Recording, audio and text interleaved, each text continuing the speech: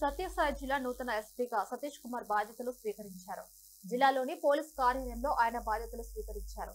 ఈ సందర్భంగా ఆయన మాట్లాడుతూ జిల్లాలోని ప్రతి పోలీస్ స్టేషన్ ను సందర్శించి ఆయా ప్రాంతాల సమస్యలు తెలుసుకుంటారని చెప్పారు. సైబర్ నేరాలను అరికట్టడం, మహిళల రక్షణ, శాంతి పద్ధతుల పరిరక్షణకు అధిక ప్రాధాన్యత ఇస్తామని తెలిపారు. ప్రజల సమస్యల పరిష్కారానికి కృషి చేస్తారని, అవసరమైన చర్యలు వెంటనే తీసుకుంటారని ఆయన అన్నారు.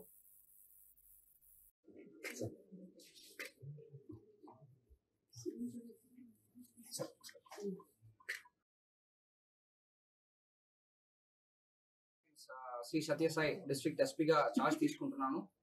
సో ఇప్పుడు ఫస్ట్ మన శాంతి భద్రత పైన, ఉమెన్ సెక్యూరిటీ పైన and as well as cyber crime పైన ఈ సత్యసాయి డిస్ట్రిక్ట్ కి సంబంధించిన స్పెషాలిటీ ఏముందో దాన్ని రక్షణ కల్పించిన ఉద్దేశంతో పాటు ఈ రోజు నేను చార్జ్ తీసుకోవడం జరిగింది.